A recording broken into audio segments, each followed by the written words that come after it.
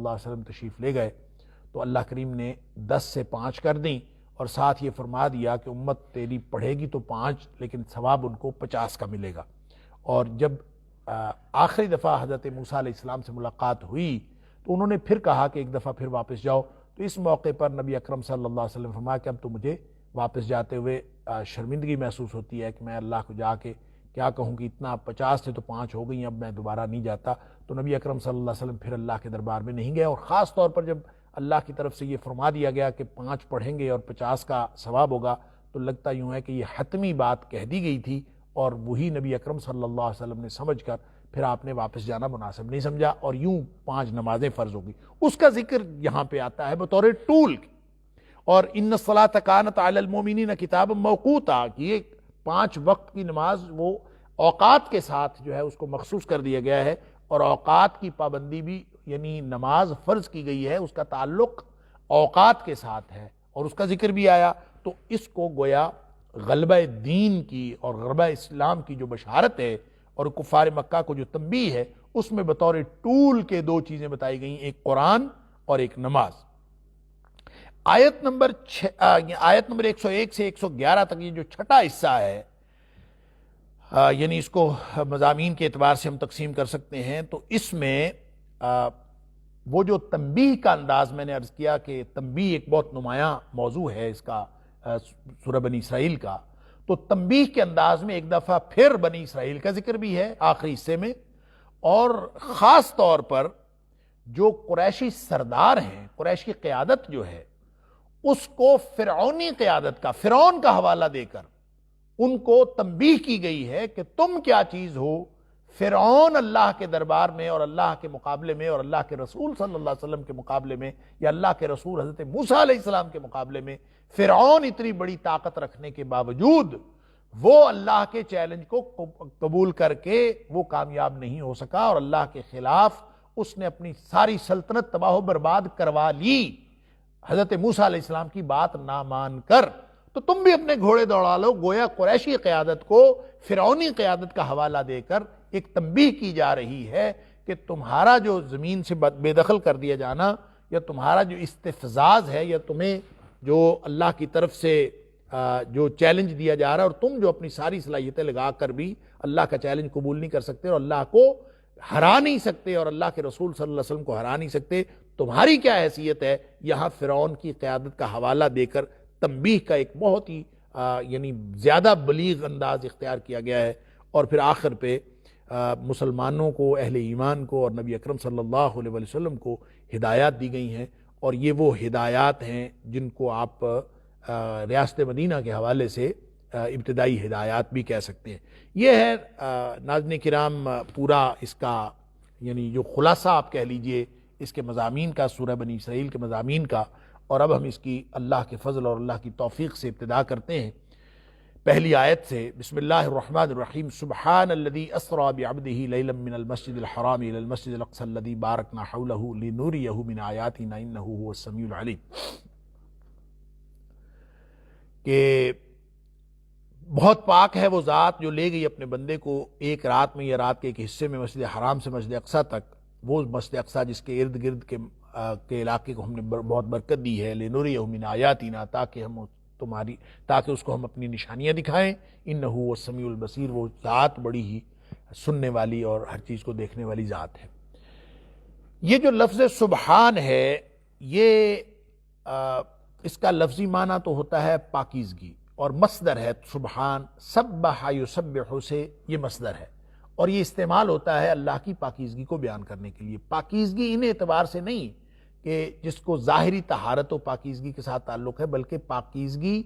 عیوب و نقائص سے پاکیزگی، ایک بات۔ دوسری، سبحان کے اندر ایک اور بات شامل ہوتی ہے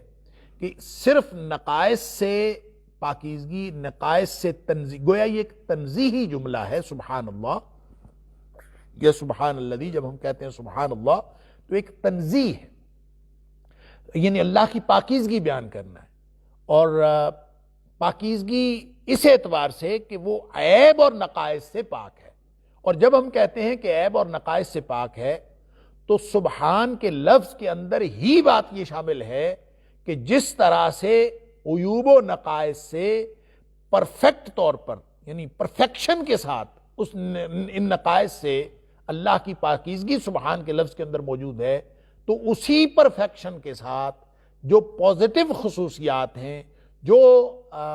جو کمالات ہیں کسی کی صفات کے، وہ بھی اسی کمال کے ساتھ اللہ تعالیٰ کی ذات میں موجود ہیں۔ یہ لفظ سبحان کے اندر دونوں پہلو شامل ہیں، لہٰذا جب ہم نقائص سے پاک کہتے ہیں تو اسی وقت اس میں اللہ تعالیٰ کے کمالات کا، اللہ تعالیٰ کی صفات کا وہ اقرار بھی شامل ہوتا ہے سبحان کے اندر۔ اسی لیے یہ بہت ہی یہ جملہ سبحان اللہ ہی کہنا یا سبحان اللہ و بحمدہ ہی کہنا یہ اللہ کے ہاں بڑے ہی اجر کا باعث بنتا ہے، اور نبی اکرم صلی اللہ علیہ وسلم کا فرمان کہ سبحان اللہ کہنے سے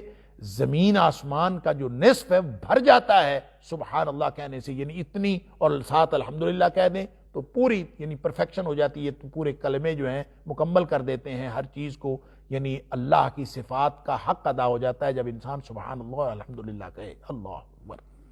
بہرحال لفظ سبحان اللہ اور سبحان اللہ و بحمدہ کے بارے میں وہ حدیث بھی ذہن میں تازہ کر لیجئے، جس میں نبی اکرم صلی اللہ علیہ وسلم نے فرمایا کہ جو شخص سبحان اللہ و بحمدہ 100 دفعہ پڑھ لے تو اس کے گناہ معاف ہو جاتے ہیں، چاہے وہ سمندر کی جھاگ کے برابر ہوں۔ یا پھر جو نبی اکرم صلی اللہ علیہ وسلم نے فرمایا کہ 2 کلمے ایسے ہیں، جو بخاری شریف کی آخری حدیث ہے کہ 2 کلمے ایسے ہیں جو اللہ کو بہت پیارے ہیں اور زبان پر بڑے ہلکے ہیں، میزان پہ بہت بھاری ہیں، اور وہ کلمے کیا ہیں؟ سبحان اللہ و بحمدہ سبحان اللہ العظیم، اور اس میں بھی تسبیح کی بات ہے۔ تو گویا تسبیح بیان کرنا، سبحان کہنا، یہ اللہ تعالیٰ کی شان کے بارے میں ایسے اقرار کا نام ہے کہ یہ کہنا کہ کمی تو اس کی ذات میں ہے نہیں، کمی، نقص اور عیب اس کے جتنے بھی تصورات ہو سکتے ہیں وہ اللہ کی ذات میں موجود نہیں ہیں، اور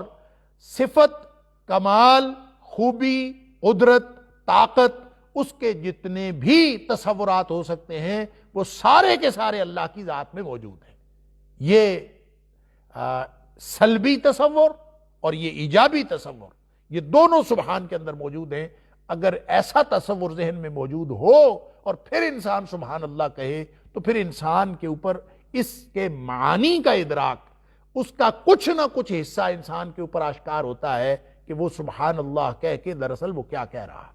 اسی لیے اللہ کو یہ کلمے بہت پیارے ہیں اگر انسان سوچ سمجھ کر پڑھے، اور سبحان اللہ و بحمدہ جب اس کے ساتھ مل جاتا ہے و بحمدہ کہ وہ اپنی حمد کے ساتھ سبحان ہے، تو گویا و بحمدہ اس کے ایجابی پہلو کو، اس کا جو مثبت پہلو ہے، جو کمالات ہیں اللہ تعالیٰ کی صفات اور خوبیاں، اور اللہ تعالیٰ کی جو کمالات ہیں اور اس کی جو ذات کے اندر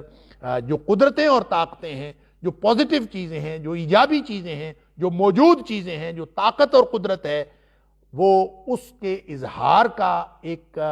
پہلو ہے، اور اس کے اظہار کا ایک طریقہ ہے جب کہا جاتا ہے وَبِحَمْدِهِ، اور حمد، اللہ اپنی حمد کے ساتھ پاک ہے۔ حمد،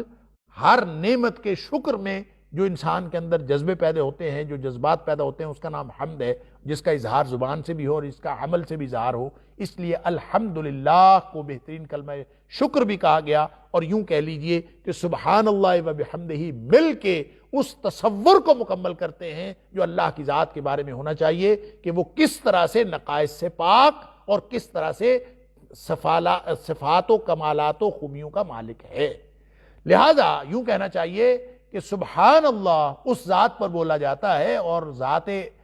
باری تعالیٰ کے اوپر اس وقت بولا جاتا ہے جب ذہن کے اندر یہ تصور ہوتا ہے کہ وہ اللہ کی ذات جس میں کمی، عیب اور نقص تو ہے ہی نہیں، اس کے اوپر خوبی اور کمال بھی ایسا ہے کہ جو کچھ وہ کر سکتا ہے وہ دنیا کی کوئی اور طاقت نہیں کر سکتی، یا جو کچھ دنیا کی طاقت، دنیا کی کوئی طاقت نہیں کر سکتی وہ ذات کر سکتی ہے۔ لفظ سبحان اللہ کا یہ معنی ساری دنیا سے، دنیا کی ساری طاقتوں سے، ساری قوتوں سے اللہ کی ذات کو ممتاز کرنے کا ایک کلمہ ہے جس کا نام ہے سبحان اللہ۔ لہٰذا جب آپ یہ تسبیح بیان کرتے ہیں اور سبحان اللہ کا لفظ استعمال کرتے ہیں تو اس کا مطلب یہ ہے کہ آپ اللہ کی ذات کے بارے میں اس بات کا اقرار کرتے ہیں کہ جہاں اللہ کی ذات میں عیوب و نقائص موجود نہیں ہیں، اور اس کے آخری حد تک کوئی اگر تصور ہو سکتا ہے عیوب و نقائص سے اور کمی اور کوتاہی سے پاکیزگی کا، وہ اللہ کی ذات موجود ہے۔ اسی طرح اللہ کے صفات، اللہ کے کمالات اور اس کی خوبیوں کے حوالے سے جو میکسیمم تصور انسان کا ہو سکتا ہے وہ بھی ذہن میں آ جائے۔ اب آپ دیکھیے کہاں بولا جا رہا ہے، سبحان الذی اسری بعبدہ لیلا، وہ پاک ذات ہے، گویا کوئی انتہائی غیر معمولی تذکرہ کیا جا رہا ہے کہ وہ پاک ذات جو دنیا کائنات میں کچھ بھی کسی کے پاس حیثیت نہیں ہے وہ اس کے پاس ہے، وہ کچھ کر سکتا ہے جو دنیا میں کوئی نہیں کر سکتا، اس ذات کا تذکرہ کر کے سبحان الذی، بہت پاک ہے وہ ذات، الذی، کون سی ذات، اسری بعبدہ لیلا من المسجد الحرام الى المسجد الاقصی، جو لے گئی اپنے بندے کو ایک رات میں یا رات کے ایک حصے میں۔ یہ جو لیلن ہے،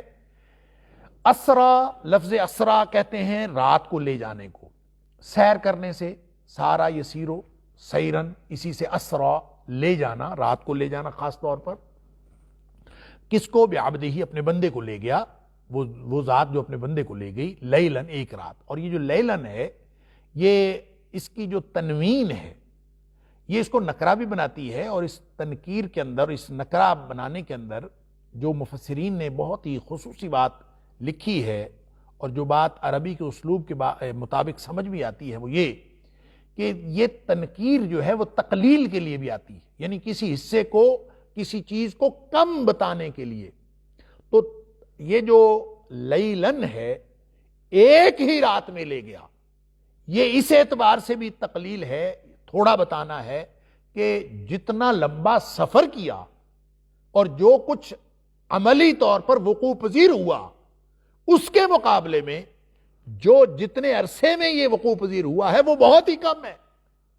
ایک ہی رات میں لے گیا۔ کہتے ہیں کہ 20 راتوں کا سفر، 20 دن راتوں کا سفر ہے مسجد حرام سے مسجد اقصی۔ اگر اس دور کے جو معلوم ذرائع تھے یا موجود ذرائع تھے ان کے مطابق، ذرائع آمد و رفت، ان کے مطابق اگر سفر کیا جائے تو 20 دن راتیں لگتی تھیں۔ تو 20 دن رات کا سفر جو ہے وہ ایک ہی رات میں سفر طے کر لیا، لیلا من المسجد الحرام الى المسجد الاقصی۔ تو یہ ایک انتہائی حیران کن واقعہ تھا، اس کی طرف ذکر کیا جا رہا ہے۔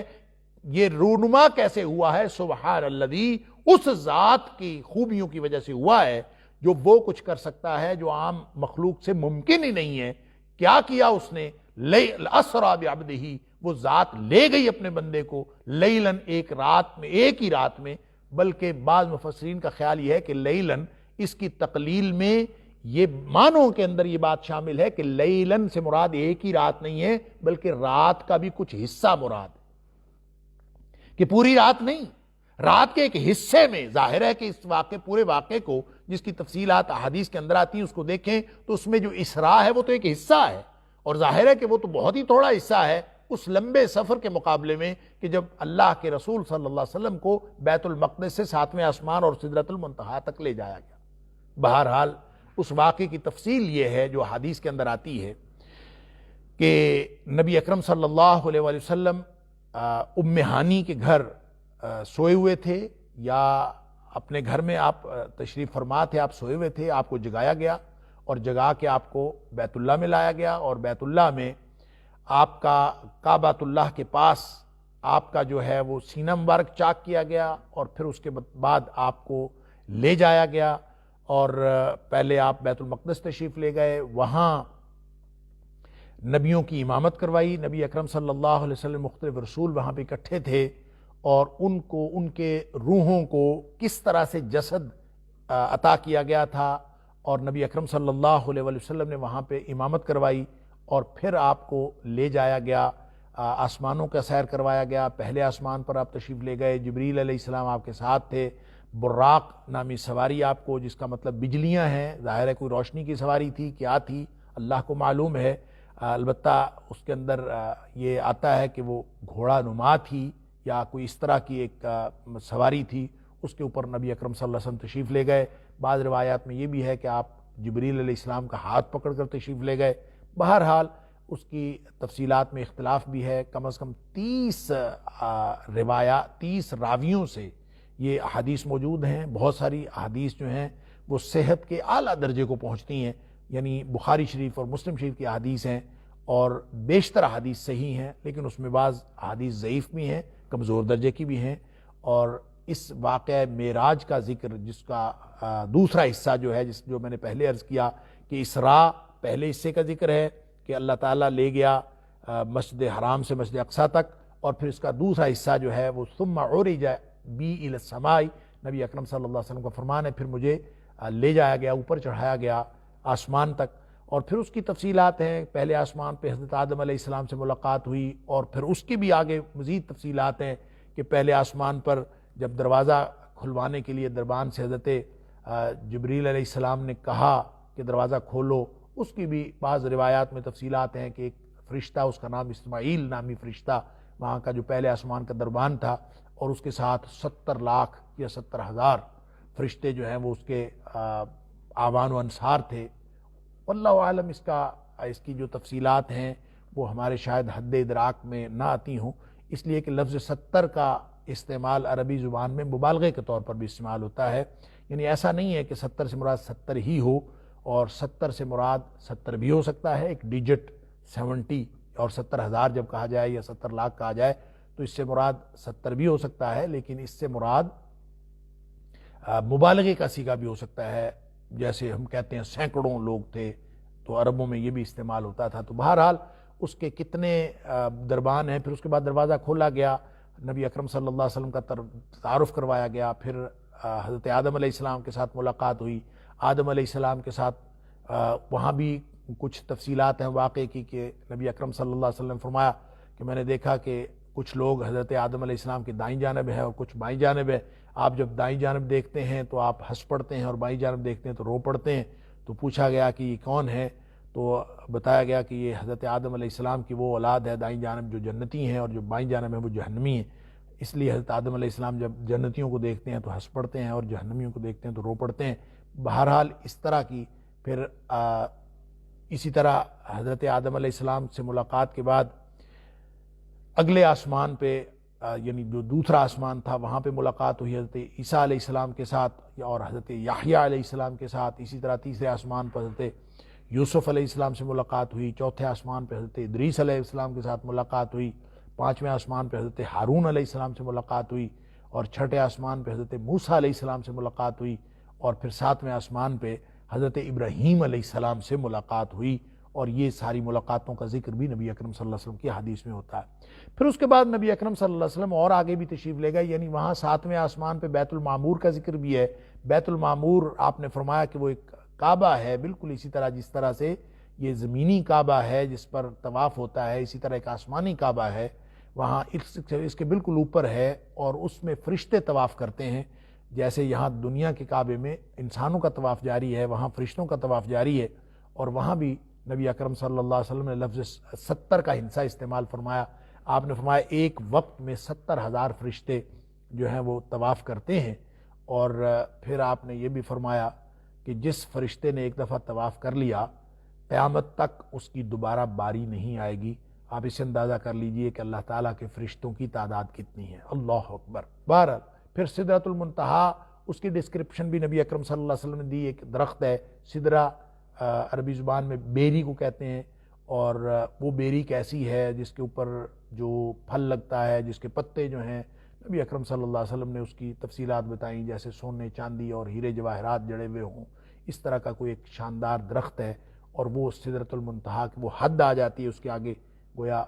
جبریل علیہ السلام بھی وہاں رک گئے، یا نبی اکرم صلی اللہ علیہ وسلم بھی وہ آخری حد تک گئے۔ وہاں نبی اکرم صلی اللہ علیہ وسلم فرماتے ہیں کہ میں نے لکھنے کی جو قلم کی آوازیں ہیں وہ بھی محسوس کی، وہ بھی میں نے سنائی دی مجھے، اور قلم کی آوازیں تھیں، گویا وہاں پہ جو کچھ لکھا جا رہا تھا، جو ہمارے اعمال لکھے جا رہے تھے، کہ جو کچھ بھی لکھا جا رہا تھا وہ نبی اکرم صلی اللہ علیہ وسلم نے سنا۔ وہاں اللہ کریم کے ساتھ مکالمہ بھی ہوا، نبی اکرم صلی اللہ علیہ وسلم نے وہاں اللہ تعالیٰ کے ساتھ مکالمہ ہوا، اور ظاہر ہے کہ وہ اس مکالمے کے نتیجے میں ہی جو نبی اکرم صلی اللہ علیہ وسلم کو نماز جیسا تحفہ ملا، اور یہ لے کے آپ واپس آئے، جس کا میں نے ذکر کیا۔ موسیٰ علیہ السلام کے ساتھ بات ہوئی، پھر واپس گئے، پھر آئے، پھر گئے، اور یہ 50 نمازوں سے 5 نمازیں رہ گئیں۔ اس کے بعد نبی اکرم صلی اللہ علیہ وسلم اس دوران جتنے بھی مشاہدات آپ نے کیے اس کی تفصیلات حدیث میں ہیں، کہ آپ نے جنت بھی دیکھا، آپ نے جنت کو بھی دیکھا، دوزخ کو بھی دیکھا، آپ نے جنتیوں کی بہت ساری قسمیں دیکھیں، جہنمیوں کی بہت ساری قسمیں دیکھیں، بہت سارے مختلف گناہوں کہ جو خاص گناہ گار تھے ان کے عذاب کو دیکھا، اور ممثل انداز میں یعنی تمثیلی انداز میں نبی اکرم صلی اللہ علیہ وسلم کو مختلف قسم کے عذاب اور مختلف قسم کے ثواب دکھائے گئے۔ جنت میں جا کے نبی اکرم صلی اللہ علیہ وسلم نے حوروں کو بھی دیکھا، آپ نے وہاں پہ جنت کے مکانوں کو بھی دیکھا، اس لیے کہ بعض تفصیلات میں یہ بھی آتا ہے کہ نبی اکرم صلی اللہ علیہ وسلم فرماتے ہیں کہ میں ایک محل کے پاس گیا تو مجھے بتایا گیا کہ یہ عمر کا محل ہے، عمر فاروق رضی اللہ تعالیٰ عنہ کا، اور نبی اکرم صلی اللہ علیہ وسلم فرماتے ہیں کہ میں اس محل میں داخل نہیں ہوا۔ عمر کو آپ نے، عمر فاروق رضی اللہ عنہ کو فرمایا کہ عمر تیری غیرت کو یاد کر کے مجھے یہ تمہاری غیرت یاد آئی اور میں اس کے اندر داخل نہیں ہوا۔ عمر فاروق رضی اللہ تعالیٰ عنہ کی آنکھوں میں آنسو آ گئے یہ سن کے کہ اللہ کے رسول صلی اللہ علیہ وسلم میں بھلا آپ سے غیرت کروں گا۔ اسی طرح کسی حور کے بارے میں بھی ذکر ہے کہ آپ نے فرمایا کہ میں نے پوچھا جبریل سے کہ یہ کون ہے، تو مجھے تعارف کروایا گیا کہ یہ حارثہ نامی ایک صحابی رضی اللہ تعالیٰ عنہ ان کی حور ہے۔ اب یہ ظاہر ہے کہ یہ مختلف قسم کی وہ چیزیں ہیں، یہ ڈسکرپشن کے وہ پہلو ہیں جو صرف اور صرف ترغیب کے لیے ہیں، اس کی تفصیلات اور اس کی حقیقت اور اس کا ادراک وہ تو شاید ہمارے جو عقل ہے یا ہمارا ادراک کی حد ہے اس سے باہر ہے۔ لیکن یہ واقعہ رونما ہوا اور نبی اکرم صلی اللہ علیہ وسلم اس کے بعد واپس تشریف لائے، اور ایک روایت کے مطابق آپ واپس پھر بیت المقدس تشریف لائے، اور بیت المقدس سے واپس آپ مسجد حرام تشریف لے آئے، اپنے گھر تشریف لے آئے، اور نبی کریم صلی اللہ علیہ وسلم فرمایا جب میں صبح ہوگی تو میں صبح سے پہلے مکہ میں آ گیا تھا۔ اور بعض یعنی جو میں نے عرض کیا کہ 30 قسم کی روایتیں ہیں، اور یا 30 قسم کے 30 صحابہ سے یہ مختلف روایات منقول ہیں، اس میں بعض میں نوم کا لفظ بھی ہے، ایک یا دو روایتوں میں، کہ آپ سوئے ہوئے تھے اور آپ نے فرمایا میں سویا ہوا تھا، اور اس میں یہ بھی ذکر ہے کہ پھر جب میں جاگا تو میں مکے میں آ گیا تھا۔ اس لیے اس پورے واقعے کے بارے میں ایک پورا گروہ ہے مفسرین کا جن کا خیال یہ ہے کہ یہ نبی اکرم صلی اللہ علیہ وسلم کو یہ جو سارا سیر کروایا گیا اور جو معراج ہوا، یہ سارا کا سارا یہ حالت خواب میں تھا، اور روحانی طور پر نبی اکرم صلی اللہ علیہ وسلم کو یہ دکھایا گیا۔ یعنی ایک نقطہ تو یہ ہے کہ یہ خواب میں تھا، دوسرا نقطہ نظر یہ ہے کہ یہ روحانی طور پر آپ کو لے جایا گیا، یعنی صرف خواب میں دکھانا اور بات ہے، روح کو لے جانا، اسرا کہ ایک روح کو لے گیا، اور روحانی طور پر یہ ہوا، آپ جسمانی طور پر نہیں گئے۔ اور تیسرا نقطہ نظر جو کہ حدیث سے بھی اور جو مختلف قرائن ہیں اس سے زیادہ واضح ہوتا ہے، وہ یہ کہ نبی اکرم صلی اللہ علیہ وسلم کو صرف روحانی طور پر نہیں لے جایا گیا بلکہ جسمانی طور پر آپ کو لے جایا گیا۔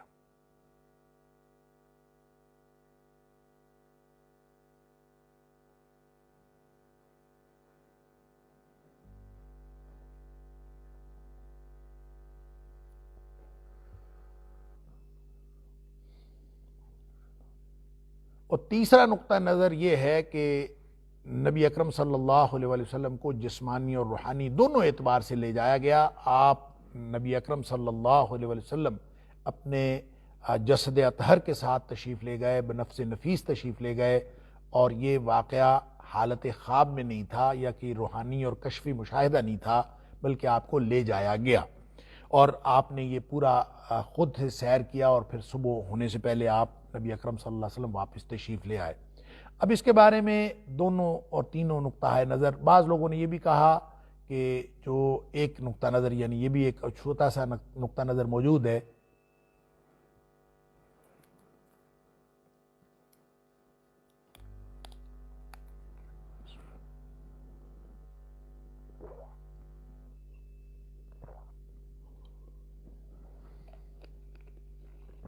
الحمدللہ، یعنی یہ بھی چھوٹا سا ایک نقطہ نظر بعض مفسرین کا موجود ہے کہ جس میں انہوں نے کہا کہ جو آدھا حصہ ہے، آدھا وقت، یہ اسرا جو یعنی اس واقعے کا پہلا حصہ ہے، مسجد حرام سے مسجد اقصیٰ تک کا سفر، یہ تو نبی اکرم صلی اللہ علیہ وسلم کا جسم و روح دونوں اعتبار سے تھا، اور نبی کریم صلی اللہ علیہ وسلم جسمانی طور پر وہاں تشریف لے گئے۔ لیکن جو اگلا حصہ ہے معراج کا، جس کا ذکر اشارتاً سورہ نجم میں ہے یا پھر باقی تفصیلات حدیث کے اندر ہیں، تو وہ جو حصہ ہے وہ روحانی تھا، یہ بھی ایک نقطہ نظر پایا جاتا ہے۔ سوال یہ ہے کہ اگر یہ واقعہ روحانی تھا یا عالم رؤیا میں یہ بیان کیا گیا، اور خاص طور پہ جو عالم رؤیا یعنی خواب میں بیان کرنے کی کہ جو نقطہ نظر کے قائل ہیں، خواب میں نبی اکرم صلی اللہ علیہ وسلم کو یہ نظر آیا، انہوں نے اسی صورت کی آیت نمبر 60 سے استدلال کیا ہے کہ جہاں اللہ کریم نے فرمایا کہ ہم نے اس خواب کو بنایا الا فتنۃ وما جعلنا الرؤیا التي اریناک للناس اریناک الا فتنۃ للناس، کہ یہ جو آپ نے جو کچھ دیکھا، رؤیا چونکہ خواب کے حوالے سے عام طور پر لفظ رؤیا خواب کے اوپر استعمال ہوتا ہے، اس لیے لوگوں کا خیال یہ کہ خواب میں دکھایا گیا وما جعلنا الرؤیا التي اریناک،